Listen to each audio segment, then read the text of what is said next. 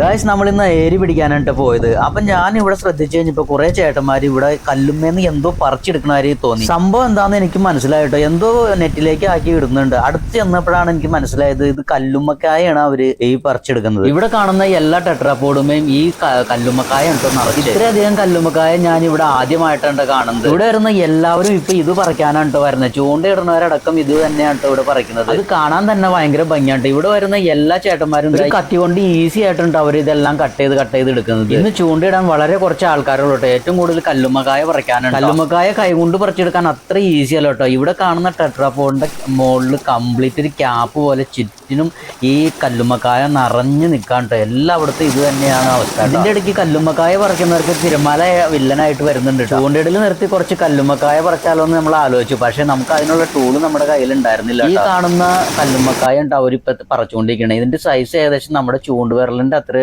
ഉള്ളൂ കേട്ടോ. ഇതിന്റെ തോട് കണ്ട. ഇതിന്റെ ഇറച്ചി എനിക്ക് തോന്നുന്നു ഏതോ മീൻ തിന്നതാണെന്ന് തോന്നുന്നു. ആ മീനെ പിടിക്കാനാണ് നമ്മൾ ഇവിടെ വന്നത്. പക്ഷെ നമുക്ക് ആ മീനെ കിട്ടിയില്ല. പക്ഷെ ഇവിടെ വന്ന ചേട്ടന്മാർക്ക് ഒരു ചാക്ക് നിറച്ച് കല്ലുമ്മക്കായ കിട്ടിട്ടോ.